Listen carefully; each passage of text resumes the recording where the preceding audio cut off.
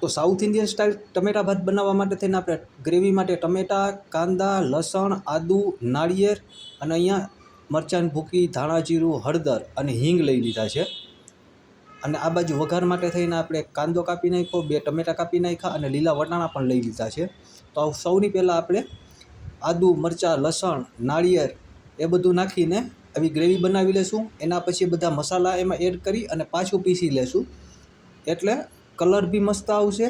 જો આ રીતની આપણે ગ્રેવી બનાવી લેશું. અને એના પછી એક કુકરની અંદર તેલ ગરમ થઈ જાય એટલે એમાં નાખી દઈશું આપણે તજ અને લવિંગ. અને એના પછી નાખી દઈશું આપણે કાંદા. અને કાંદાને છે ને હલકા એવા આપણે પકાવી લેશું. અને કાંદા થોડા ચડી જાય ને એના પછી નાખી દઈશું આપણે એમાં ટમેટાં અને વટાણા.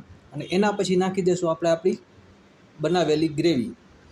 અને આમાં એક ઉભારો આવી જાય ને પછી નાખી દઈશું આપણે આપણા ધોયેલા ચોખા નાખીને આપણે આને મસ્ત મિક્સ કરી લેશું.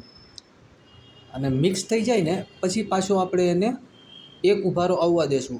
એક ઉભારો આવી જાય ને એના પછી કુકરનું ઢાંકણું બંધ કરીને 10 મિનિટ સીટી વગર પકાવશું. અને પછી આપણે સીટી નાખીને એક વિસલ વગાડી લેશું. તો જો આ મસ્ત મજાના આપણા ટમેટા ભાત બનીને તૈયાર થઈ ગયા છે. હવે આની હારે ખાશું આપણે રાયતું. તો આ બાજુ આપણે રાયતું બનાવી લીધું, દહીં, કાકડી, મરચાં, ધાણાભાજી અને એક કાંદો નાખીને. તો આ ટમેટા ભાત મસ્ત થઈ ગયા અને આ બાજુ આપણું રાયતું થઈ ગયું છે.